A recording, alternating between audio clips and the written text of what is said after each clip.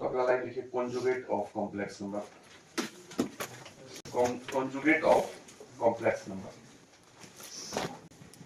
If we replace I by minus I, if we replace I by minus I, then we get conjugate of complex number, conjugate of complex number। किसी complex number में बस इतना कर देना है कि जहां I है, पहले इधर देखो क्या लिखा हुआ है कि if we replace I by minus I, then we get conjugate of complex number। कोई कॉम्प्लेक्स नंबर होता है z is equal to x plus i y, इसी में बस I को बदल के माइनस I लिख देंगे जब हम, तब उसको क्या बोलेंगे, तब हम उसको बोलेंगे उसका कॉन्जुगेट। जैसे ये z है तो इसका कॉन्जुगेट हो जाएगा x माइनस i y। हम जब पढ़ते थे क्वाड्रेटिक इक्वेशन वहां भी बोलते थे इमेजिनरी रूट कॉन्जुगेट में होते हैं, बोलते थे कि नहीं? अगर किसी क्वाड्रेटिक का एक रूट अल्फा प्लस आई बीटा था तो दूसरा रूट निश्चित रूप से क्या होगा, अल्फा माइनस आई, बोलते थे कि नहीं? सब खत्म हो गया, मतलब सब पढ़ लिए हैं, उस पर वापस क्यों जाएंगे, वो सब नहीं छोड़ो। जो यहाँ x प्लस आई वाई और i को माइनस आई लिख देते, यही इसका कॉन्जुगेट है और ये उसका कॉन्जुगेट है। दोनों एक्चुअली दोनों का कॉन्जुगेट होगा, और कॉन्जुगेट को हम लिखते हैं z बार। ठीक है, तो कॉन्जुगेट को डिनोट कैसे करते हैं, conjugate of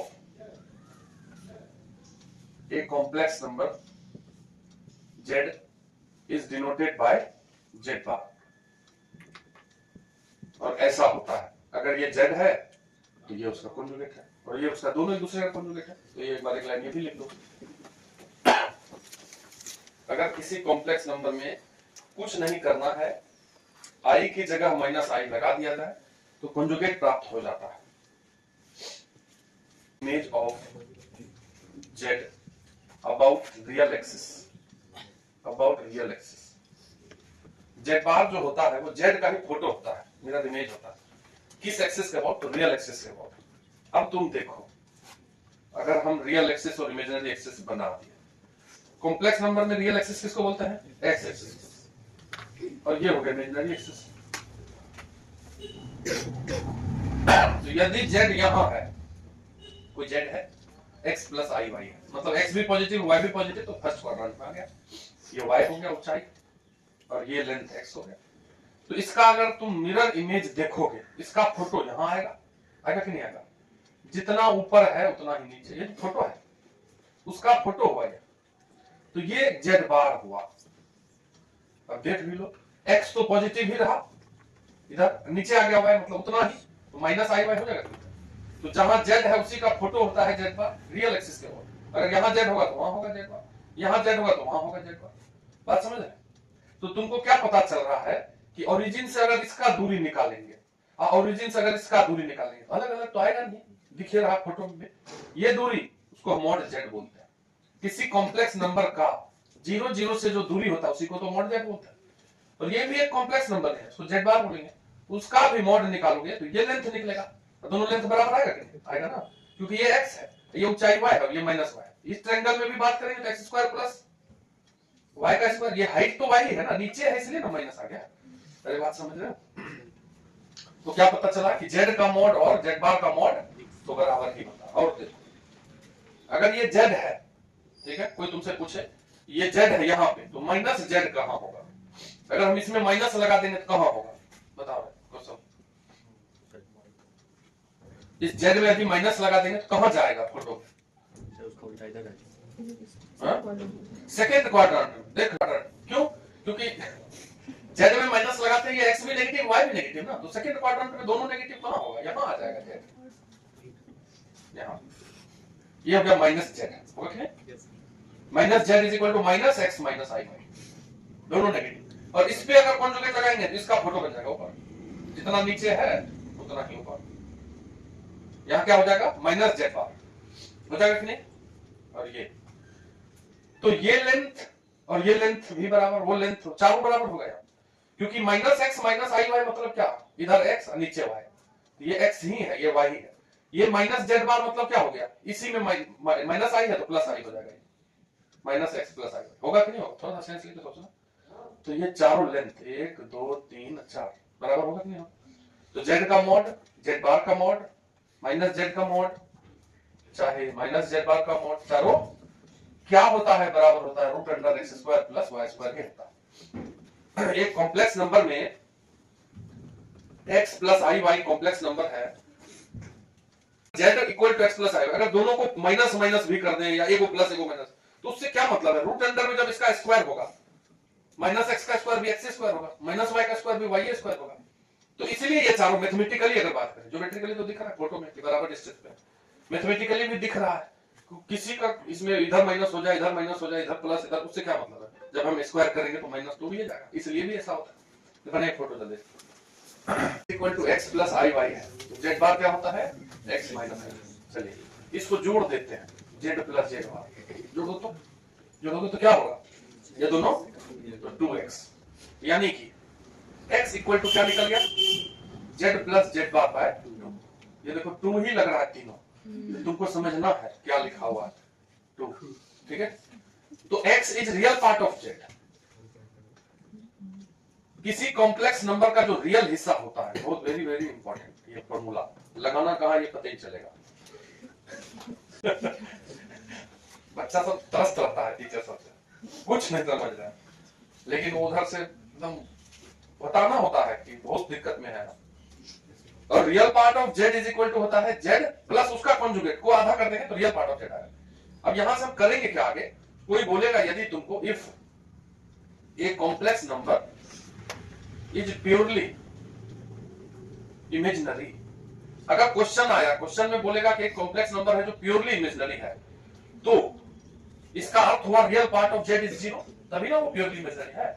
तो देन रियल हिस्सा of z is equal to 0, और रियल पार्ट 0 मतलब ये 0, that is z plus z bar upon 2 0, तो 2 तो उधर 0 में ही चला जाएगा।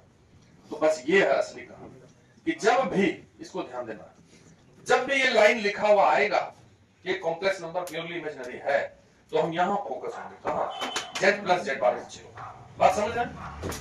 या यदि z प्लस z बार 0 आएगा तब complex number is purely imaginary, उल्टा पुल्टा भी सोच सकते हैं। तो बहुत ही ज्यादा अच्छा है, ठीक है?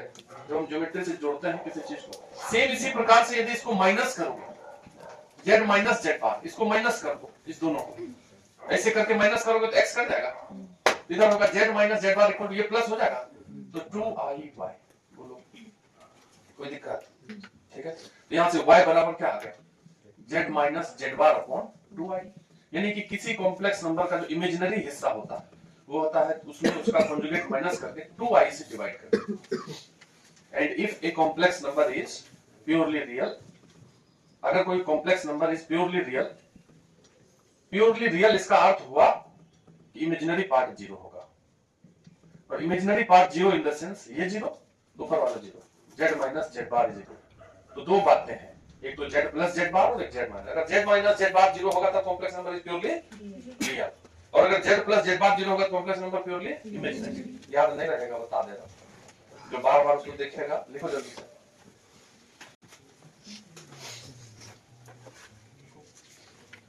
लिखो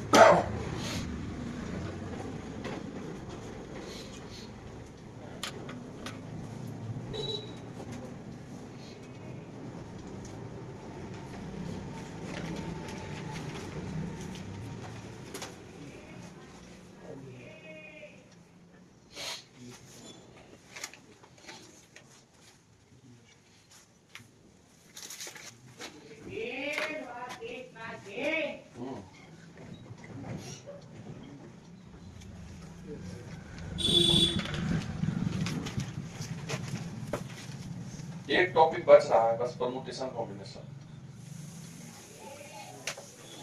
या तो उसको एक्स्ट्रा क्लास लेके कर लेंगे या जैसे भी होगा करेंगे, इसको ब्रेक देंगे इसके बाद, कम से कम 5 दिन तो सोच जाए 8 बजे, नहीं समझे?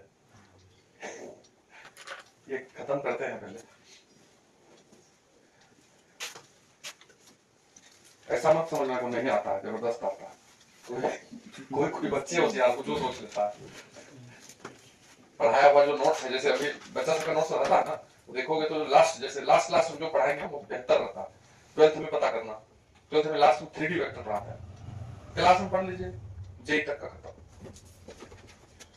मतलब बोर्ड में तो थोक में आता है वो दोनों से। कई बार हम सोचे उसको पहले पढ़ा देंगे, तो 12th बोर्ड में सबसे अधिक 3D वेक्टर्स आएगा। इस बार भी आएगा, हर बार आता है। एकदम इतना अच्छा टॉपिक है, इतना सिंपल है, लेकिन बच्चा लोग इमेजिन नहीं कर पाता है जल्दी अपने से 3D में। तो करवा देंगे, पहले पढ़ा देंगे, तुम लोग को मन कर रहा है। लेकिन कोई बच्चा मिलाने लगता है, नहीं समझे, मार्केट से। ठीक क्या हो गया, पहले पढ़ा रहे हैं, कोई नहीं पढ़ता पहले, तो इसलिए भी डरते हैं कि कोई सोच न ले, प्रभु जी ना हो तुम लोग। लेकिन है बड़ा जबरदस्त। देखो किसी को अगर कुछ नहीं आता है, 3-4 टॉपिक आता है, तो फेल कभी नहीं हो सकता, तब भी फेल हो जाता है। 5 टॉपिक को पढ़ देंगे अगर खाली, तो फेल होता है कभी। कहां से देखता है, पता नहीं क्या करते रहता है।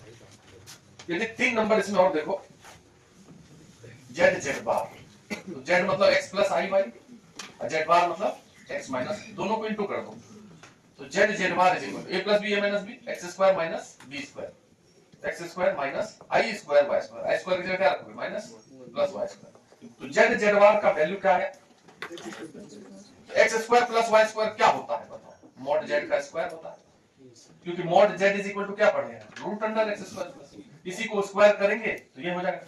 तो ये भी अति अति अति अति महत्वपूर्ण रिजल्ट। किसी कॉम्प्लेक्स नंबर में उसका कॉन्जुगेट इनटू करने से मॉड जेड का स्क्वायर आता है, z z bar is equal to mod z का स्क्वायर। तो बोल रहे हैं जिस प्रकार से उसी प्रकार से जरूरत में आता है, सबसे अधिक यूज में आने वाला formula, geometrical meaning of mod z is equal to r, geometrical meaning of mod z is equal to r।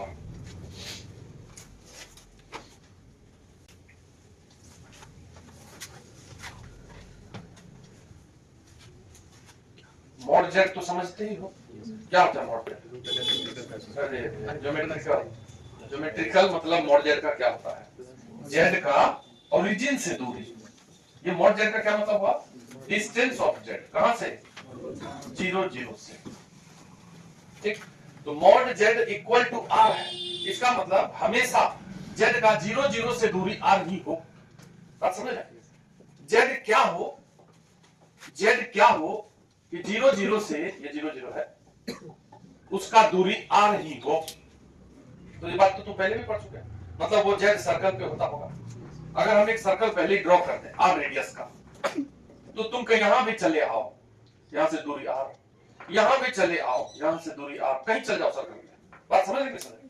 तो mod z equal to r का मतलब हुआ कि z का ओरिजिन से दूरी हमेशा r हो। तो z कहां हो, एक सर्कल पे हो, यानी कि z का लोकस सर्कल हुआ, ऐसा सर्कल जिसका सेंटर 0 0 और रेडियस r हो। तो ये जो इक्वेशन है, this equation represent equation of circle with centre 0 0 and radius r। समझ रहे? इसका क्या मतलब हुआ, इसका मतलब हुआ, ऐसे भी बोल सकते हैं, locus of z is a circle with centre, तुम अपने भाषा में लिख सकते हो, एंड रेडियस r। मतलब जो लोकस ऑफ z का मतलब हुआ z का पाथ, एक सर्कल है, मतलब z एक सर्कल पे कहीं भी घूम सकता है, यहाँ x प्लस आई वाई हो, यहाँ आ जाएगा तो वही x माइनस आई वाई हो जाएगा, कुछ भी जो हो, समझ रहे, सब ये सर्कल पे ही रहेगा हमेशा। तो z कहां हो कि उसका ओरिजिन से दूरी हमेशा r हो, इसका मतलब z एक सर्कल है। तो ये जो इक्वेशन है, ये इसको ऐसे भी लिख सकते हैं कि mod z is equal to r represent, किसको रिप्रेजेंट कर रहा है, equation of circle with centre 0 0 and radius r। ठीक है, बात समझ रहे हैं? तो ये किसका इक्वेशन है, सर्कल का, कॉम्प्लेक्स नंबर में सर्कल का इक्वेशन हुआ।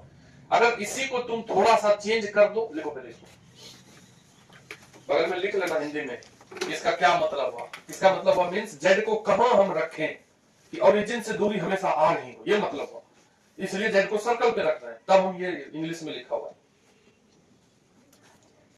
तो मॉड z का क्या मतलब हुआ, सर्कल। कौन सा सर्कल बोलो, हाँ, ऐसा अगर लिखा हुआ है, देखिएगा ये क्या है, सर्कल। सेंटर कहां है? ये जो है जीरो मतलब 0,0 है, ये अकेला जीरो नहीं है क्योंकि जेड में भी 2 है, उधर भी सेंटर 0 0 और रेडियस इज आर। अगर ऐसा लिख दें हम इक्वल टू 5, बताओ ये किसका इक्वेशन है? सर्कल। जेड माइनस 0 0 नहीं है यहाँ पे, यहाँ 2 + 3 आएगा, मतलब इसका जो सेंटर आएगा वो आएगा 2 3 पे, जो नंबर है 0 0 था या 2 3, ऐसा रेडियस कितना आएगा 5। अब इसको बोलो नहीं समझे सर क्या कुछ भी लिख देते हम लोग, कैसे वाला चल रहा है, इसको सॉल्व करते हैं। मान लो कि zx + iy है, मान लेते हैं कुछ कॉम्प्लेक्स नंबर है, ये 2 है, 2 को 4 लिख देते हैं, अच्छा लगेगा। चलो 4, मैं तो 2z मिलते रहता, तो z की जगह रख दो x + iy minus 4 + 3i mod = 5। इसको सॉल्व करते हैं, जो जैसे ज्योमेट्री से हम सॉल्व कर रहे हैं, सिंपल बच्चा सब पढ़ेगा तो ये नहीं पढ़ के यहां से स्टार्ट मारेगा, उसको बनाने आता है या तुम भी समझ जाओगे। अब रियल को रियल से माइनस करिए, x - 4, अब ये i y और ये 3i, दोनों में से i कॉमन कर लो, क्या बचेगा यहाँ y यहाँ -3, अब mod = 5। किसी अब ये कॉम्प्लेक्स नंबर है कि नहीं है? Real plus i imaginary, complex number का मॉड क्या होता है बताओ, इसके बाद लिखेंगे। तो रियल का स्क्वायर प्लस x - 4 का स्क्वायर प्लस y - 3 का स्क्वायर अंडर रूट, ये होता है मॉड = 5। मॉड हटा, स्क्वायर हटा देते हैं, स्क्वायर रूट उधर करते हैं, x - 4 का स्क्वायर प्लस y - 3 का स्क्वायर = 25 आया। ये सर्कल का इक्वेशन होता है कि नहीं? पहले पढ़ चुके हैं। इसका सेंटर कहां दिख रहा है? 4 रेडियस कितना दिख रहा है? 25 और 5। तो ऐसे ही बच्चा लोग ऐसे समझना चाहता है, लिख के नहीं पूरा लिखिए। हम इसको देख के क्यों नहीं समझ सकते? इस पे तुमको काम करना है, उसी देखें, लिखना नहीं पड़ेगा, ठीक है? उसको देखें जैसे z माइनस एक कॉम्प्लेक्स नंबर है इक्वल टू कुछ है, ये सेंटर होगा सर्कल का, ठीक है? z, ये जो z है ये कहां है? एक सर्कल पे ही है जिसका सेंटर 4 3 हो गया। अब लिखो इसको, लिखा हुआ है mod z - 1 = 3। बोलो ये क्या है? जैसे ही mod z बराबर कुछ भी है तो सर्कल है, कुछ सोचना नहीं है, बस सेंटर और रेडियस बताना। रेडियस कितना है इसका? 3 है, तो सेंटर कहां है? रियल पार्ट 1 है, दैट इज इसको सॉल्व करेंगे तो ऐसा करेंगे 1 + 0i, ऐसा लिखा हुआ, तो 1 0 सेंटर हुआ, समझे? 0 1 नहीं, क्या 1 0, रेडियस 3 1। तुम सॉल्व करके देख लेना, फिर z की जगह रखना x + iy, x में कौन माइनस होगा? 1 होगा कि नहीं, और y में वो माइनस होगा कि नहीं? 0। समझ रहे? वैसे जैसे इधर सॉल्व किया वैसे तो देखना है थोड़ा सा समझदारी से क्या लिखा हुआ है। यदि तुमको कोई बोल दे कि ऐसा से z - 2i = 4, ये भी सर्कल है, इसका सेंटर कहां है बताइए? इसका रियल 0 है, इसमें रियल 0 है और इमेजिनरी पार्ट 2 निकलेगा, 0,2, रेडियस कितना है? 4। समझ में क्यों समझ रहे? तुमको नहीं अगर लगता है ऐसे डायरेक्ट, तुम फिर z की जगह रख देना x + iy, फिर ऐसे यहां तक आओगे, अपने निकल जाएगा, पुराना वाला सर्कल में आ जाएंगे तो आसान पड़ेगा, एक बार पढ़ चुका है, अरे समझे? अगर देखो यहाँ 1 है तो ये रियल नंबर है 1, तो पहले 1 बाद में 0 लिखेंगे। अगर 1 की जगह 2i आ गया, इमेजिनरी वाला 2 है, तो पहले 0 बाद में 2 लिखेंगे। अगर दोनों होता है z माइनस, मान लो कुछ भी लिखा हो वैसे पिछला बार जैसे लिखे 4 + 3i = 4, इसका सेंटर दोनों लिखा हुआ है 4 3, ये माइनस मत देखना, ये तो -4 -3 लिख देना, r = 4, ये फॉर्मेट ही है माइनस का, ठीक? अगर तुमको ये लिख दे कोई, ये किसका इक्वेशन है? ये सर्कल का सेंटर कहां है? z1 पे, और रेडियस r। z1 एक नंबर होता होगा, 2 + 3i प्लस ये भी है, ऐसा भी लिखा हुआ मिलता है। mod z = r है, तो इसका मतलब हुआ कि ये z कहां है? सर्कल पे, इस सर्कल पे, इसका सेंटर 0 0 है और रेडियस। z का पोजीशन कहां है? कोई पूछेगा z का पोजीशन कहां है तो कहां बोलोगे? सर्कमफेरेंस पे z है मौजूद, ये लाल वाला z का लोकस हुआ, ठीक है? यदि हमसे कोई बोले कि mod z ≤ r, इसका क्या मतलब हुआ? इसका मतलब हुआ कि z वहां रहे ताकि 0 0 से डिस्टेंस r भी हो और r से छोटा भी हो। देखना है ध्यान से, z को हमको वहां रखना है, जैसे यही सर्कल में देखो z है लाल वाला रोड पे, लाल वाला रोड पे रहने पर इससे दूरी हमेशा r बना रहेगा, तो लाल वाला पे वो आएगा, कोई दिक्कत नहीं। जैसे ही लाल वाला से बाहर चलेगा, यहां z आ गया, तो क्या रेडियस r बढ़ पाएगा? क्या बढ़ जाएगा?